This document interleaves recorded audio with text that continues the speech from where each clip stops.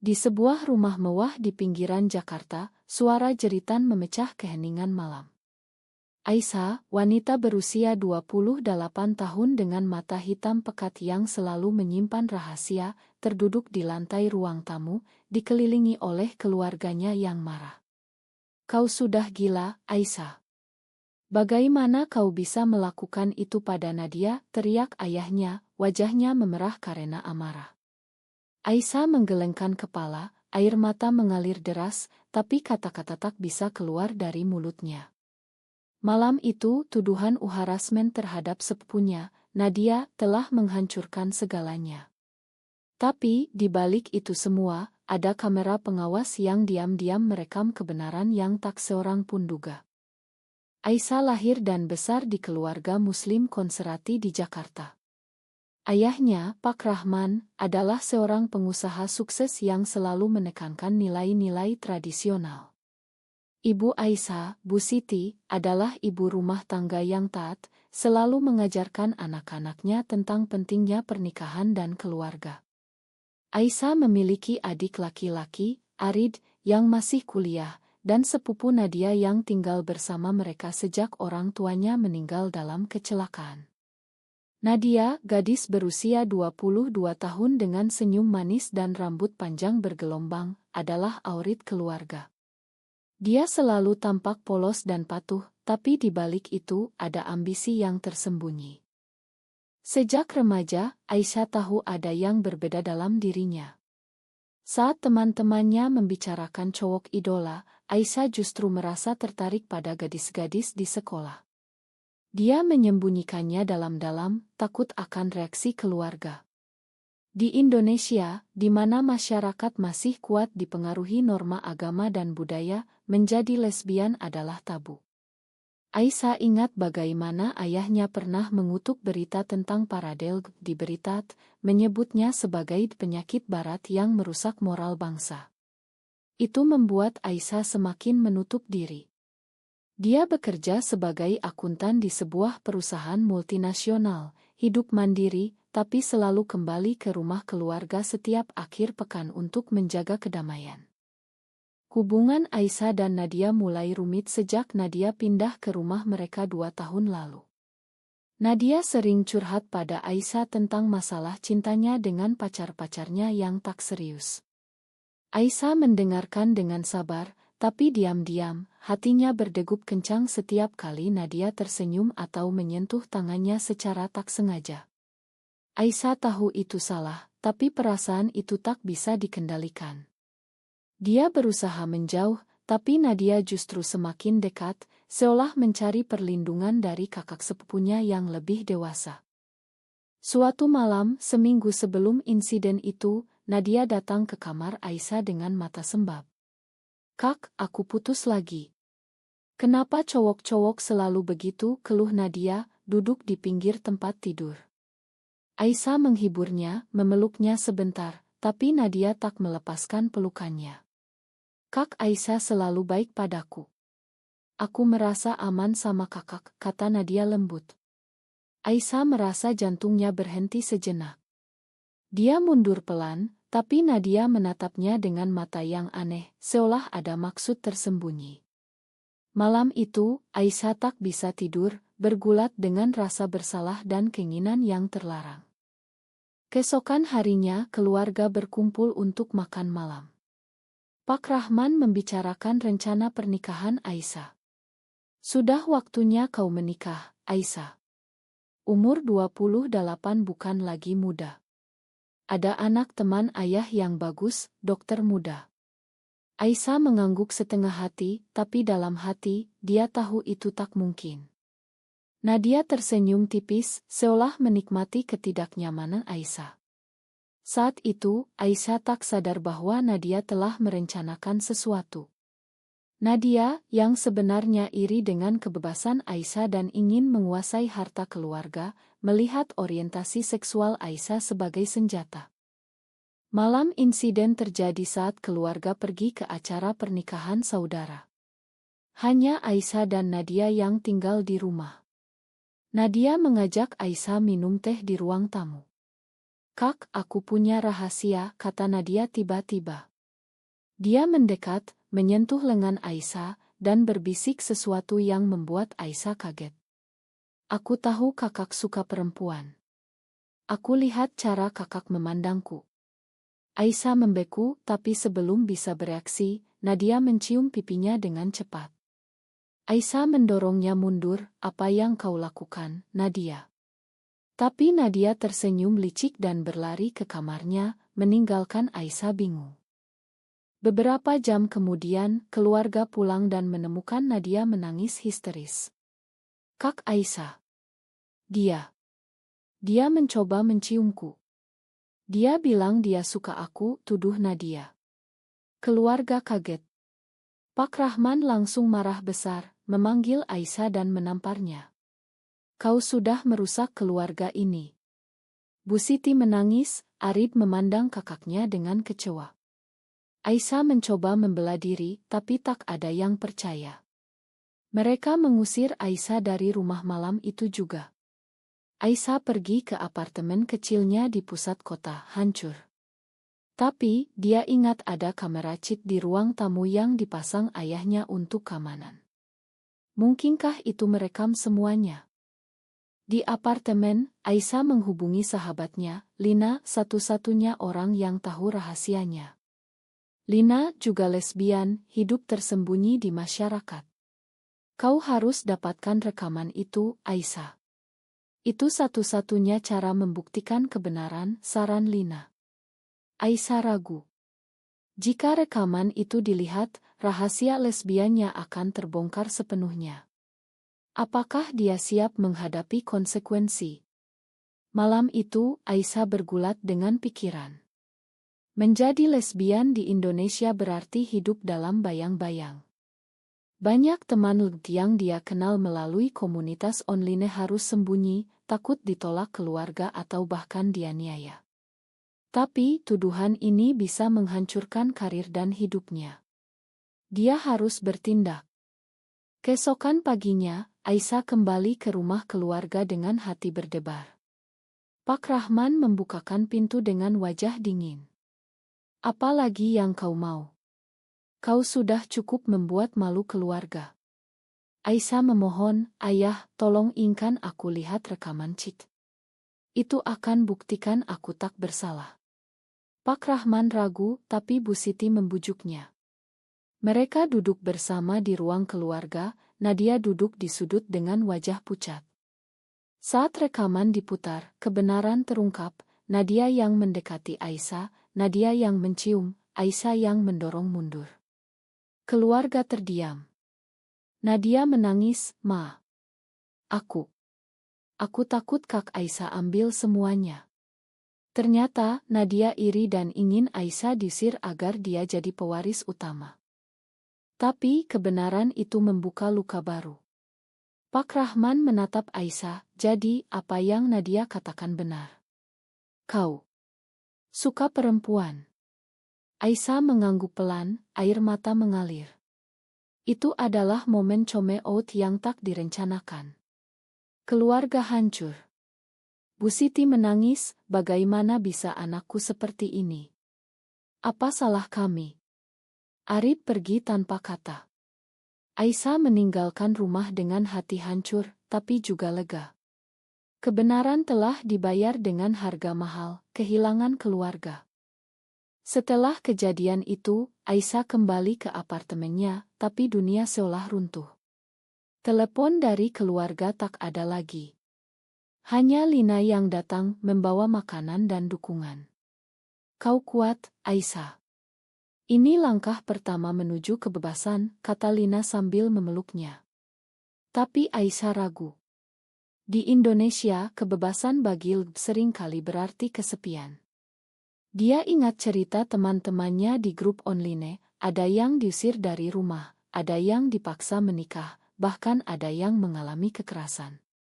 Aisyah tak ingin jadi korban, tapi tuduhan Nadia telah menyebar ke saudara-saudara lain. Kini, dia dicap sebagai penyimpang. Di kantor, rumor mulai beredar.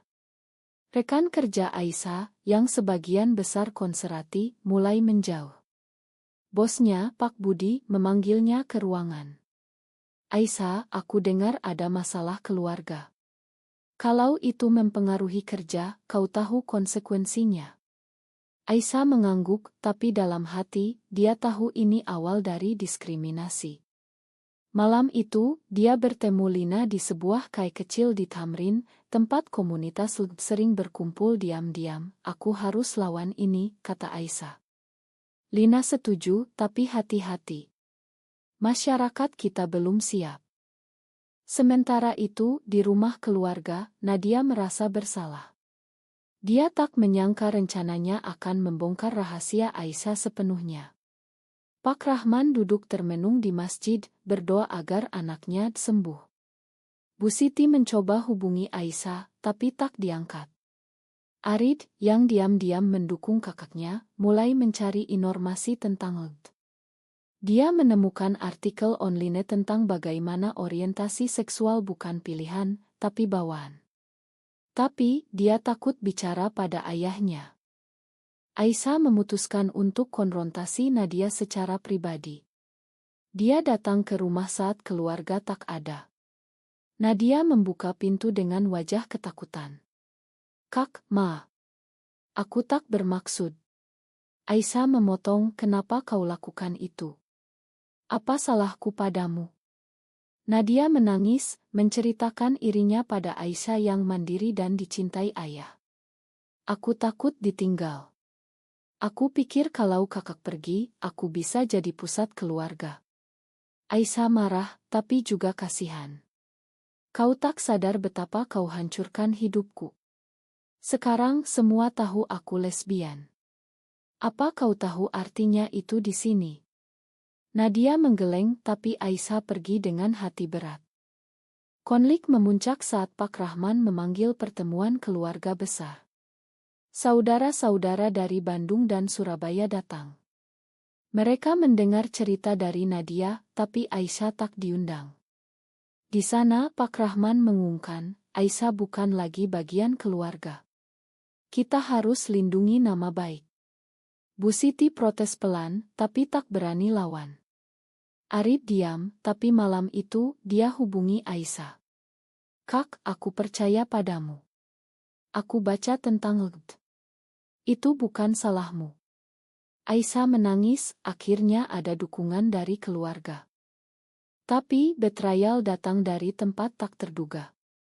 Lina, sahabat Aisyah, ternyata punya motif sendiri. Lina jatuh cinta pada Aisyah sejak lama, dan melihat situasi ini sebagai kesempatan. Saat Aisyah curhat, Lina mendekat terlalu jauh, mencoba cium Aisyah. Aisyah mundur, Lina, aku anggap kau teman. Lina marah, kau selalu tolak aku karena takut. Sekarang saatnya kau pilih. Aisyah merasa dikhianati lagi. Dia putuskan hubungan dengan Lina, semakin kesepian. Di tengah itu, Aisyah mulai aktif di komunitas LGBTI online. Dia bertemu dengan Rina, aktivis yang berjuang untuk hak-hak LGBTI di Indonesia. Rina mengajak Aisyah ikut seminar rahasia tentang penerimaan diri. Di sana, Aisyah mendengar cerita orang lain, seorang guru yang dipecat karena lesbian, seorang ibu yang kehilangan anak karena coming out. Itu membuat Aisyah sadar, perjuangannya bukan sendirian. Tapi, seminar itu digerebek oleh kelompok konservatif. Polisi datang, meski tak ada penangkapan, tapi Aisyah ketakutan. Ini risiko yang harus kita bayar, kata Rina. Aisyah memutuskan untuk bicara pada ayahnya. Dia datang ke rumah, menemui Pak Rahman sendirian. Ayah, aku tak pilih jadi begini. Ini aku apa adanya. Pak Rahman diam lama, lalu berkata, aku tak bisa terima. Pergilah. Aisyah pergi dengan hati hancur, tapi tekadnya kuat. Dia mulai mencari pekerjaan baru, mungkin pindah ke Bali di mana komunitas lebih terbuka. Tapi sebelum itu, ada satu hal lagi, membongkar kebohongan Nadia sepenuhnya ke keluarga besar. Hari-hari berikutnya, Aisyah fokus pada diri sendiri. Dia mulai terapi online dengan psikolog yang paham isu LGBTI. Anda harus hadapi trauma ini, Aisyah. Tuduhan itu bukan denisi Anda, kata psikolog. Aisyah belajar tentang konflik internal, rasa bersalah karena menyimpang dari norma masyarakat. Di Indonesia, di mana agama dan budaya mendominasi, banyak lesbian hidup dalam diam, menikah dengan pria untuk menutupi. Aisyah tak ingin begitu. Dia ingat masa kecil, saat pertama kali merasa tertarik pada guru perempuan. Itu membuatnya takut, tapi sekarang, dia mulai terima. Sementara itu, Nadia bergulat dengan rasa bersalah. Dia hubungi Aisyah diam-diam, "Kak, aku mau bantu perbaiki. Aku akan bilang kebenaran ke semua." Aisyah ragu, "Kenapa sekarang? Kau sudah hancurkan segalanya." Nadia menjawab, "Aku lihat ayah hancur. Aku tak mau keluarga rusak karena aku." Mereka bertemu di taman, Nadia menceritakan bagaimana iri membuatnya buta. "Aku pikir kalau kakak pergi, aku bisa dapat perhatian lebih." Aisyah memakan pelan, tapi tak percaya penuh. Ini bisa jadi jebakan lagi. Arif menjadi jembatan. Dia datang ke apartemen Aisyah, membawa makanan dari ibu. "Ibu kangen, Kak." Beliau tak setuju dengan ayah. Aisyah menangis, tapi tetap waspada. Arif cerita bagaimana dia debat dengan ayah tentang LGBT. "Aku bilang itu bukan penyakit, ayah." Tapi ayah marah. Itu membuat Aisyah harap, tapi juga takut. Keluarga besar mulai gosip, beberapa mendukung Aisyah diam-diam, yang lain mengecam. Konflik etis muncul saat Aisyah diundang ke podcast rahasia tentang LGBT di Indonesia. Dia ragu, takut identitasnya terbongkar. Apa aku siap jadi contoh? Atau lebih baik sembunyi, pikirnya. Akhirnya, dia setuju bicara anonim. "Saya kehilangan keluarga karena siapa saya. Tapi itu harga kejujuran." Podcast itu viral di kalangan komunitas, memberi Aisyah kekuatan baru. Tapi seseorang dari keluarga mendengarnya, dan gosip menyebar. Pak Rahman, yang mulai ragu, memeriksa rekaman chat lagi. Dia lihat betapa Aisyah tak bersalah. Tapi menerima putrinya sebagai lesbian adalah perjuangan. Dia bicara dengan ulama, yang bilang itu ujian dari Allah. Kita harus kasih sayang, bukan buang. Itu membuat Pak Rahman berpikir ulang. Bu Siti diam-diam hubungi Aisyah, "Pulanglah, nak. Ibu terima kamu apa adanya." Aisyah senang, tapi takut itu jebakan. Pertemuan keluarga diadakan lagi. Kali ini, Aisyah diundang. Nadia bicara pertama, "Ma, semua. Aku bohong. Aku yang dekati Kak Aisyah untuk jebak dia." Keluarga kaget. Beberapa marah pada Nadia, yang lain simpati. Tapi Okus bergeser ke Aisyah. "Jadi kau benar lesbian?" tanya paman. Aisyah mengangguk, "Ya. Dan aku tak malu lagi." Debat sengit terjadi, beberapa bilang itu dosa, yang lain bilang itu hak pribadi. Pak Rahman diam, tapi akhirnya bicara, "Aisyah, kau tetap anakku. Tapi, aku butuh waktu." Aisyah pulang dengan campur aduk. Dukungan dari ibu dan Arif memberi harap, tapi penolakan ayah menyakitkan. Dia putuskan pindah kerja ke Yogyakarta, di mana komunitas lebih progresi. Di sana, dia bertemu dengan komunitas lesbian yang kuat, belajar tentang advokasi. Tapi, masa lalu menghantui, Lina hubungi lagi, minta maaf, tapi Aisyah tolak. "Aku tak bisa percaya lagi." Cautro mendekat saat ada demo anti-LGBT di Jakarta. Aisyah ragu ikut, tapi Rina meyakinkan, "Ini perjuangan kita." Aisyah ikut, memakai masker. Tapi demo berubah ricuh, polisi campur tangan. Aisyah hampir tertangkap, tapi lolos. Itu membuatnya sadar risiko nyata di Indonesia, undang-undang diskriminasi, kekerasan sosial. Kembali ke rumah, Aisyah dapat pesan dari ayah, "Datanglah besok. Kita bicara."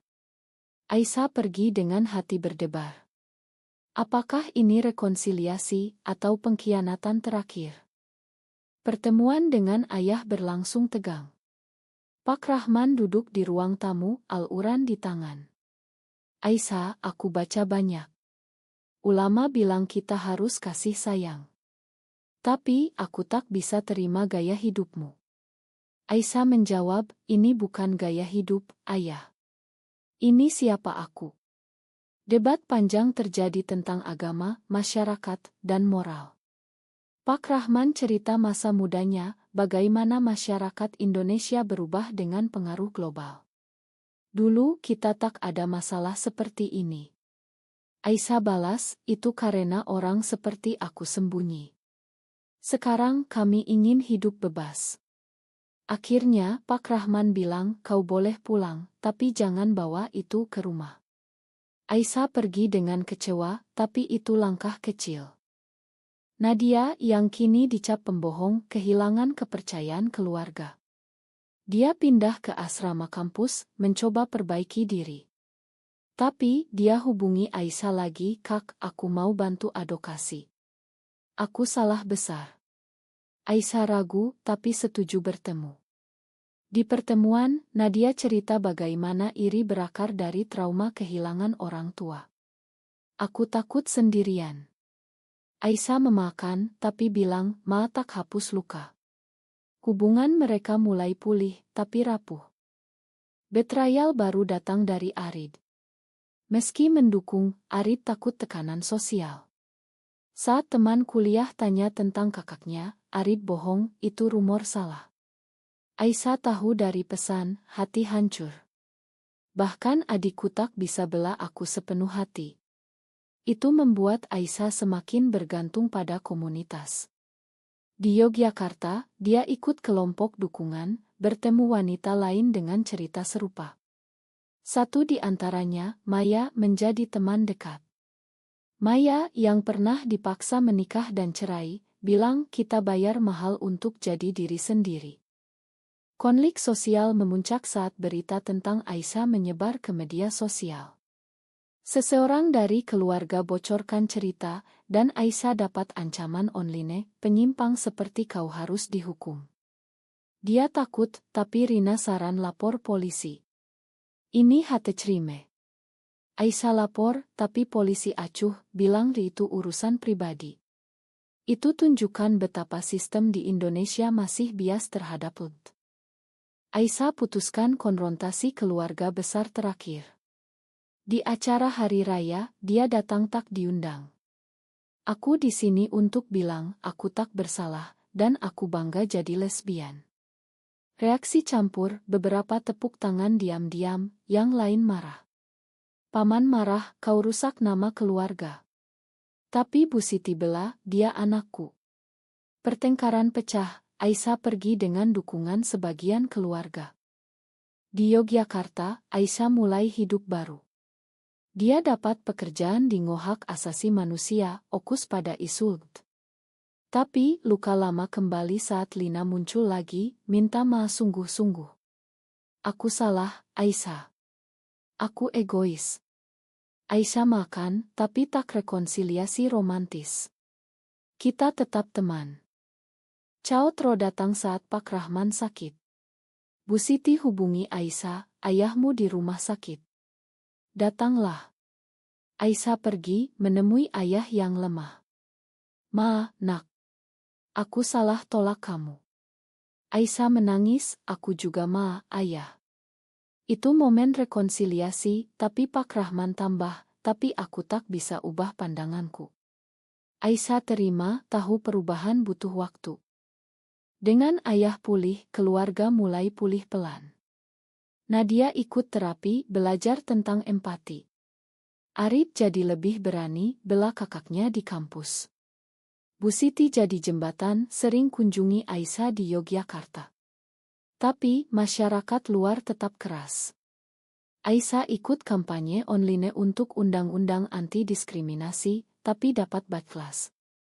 Satu hari, dia diundang bicara di konferensi rahasia. Pengalaman saya tunjukkan betapa keluarga dan masyarakat bisa hancurkan jiwa. Tapi kejujuran selamatkan saya. Itu memberi inspirasi banyak orang. Aisyah bertemu Maya lebih sering, dan perasaan berkembang jadi cinta. Tapi dia hati-hati, tak ingin ulang kesalahan. Kita ambil pelan, kata Aisyah. Maya setuju, kita sudah bayar mahal untuk ini. Hubungan mereka jadi simbol harapan, tapi tetap sembunyi dari publik. Akhirnya, Aisyah kembali ke Jakarta untuk ulang tahun ibu. Keluarga berkumpul, Nadia minta maaf publik. Pak Rahman bicara, kita keluarga. Mari terima satu sama lain. Itu bukan akhir sempurna, tapi awal. Aisyah sadar perjuangan di Indonesia panjang, antara penerimaan dan penolakan, cinta dan kebencian. Tapi, apakah benar bahwa mengungkap kebenaran sebagai lesbian selalu membawa kebebasan, atau justru menimbulkan lebih banyak penderitaan yang tak perlu?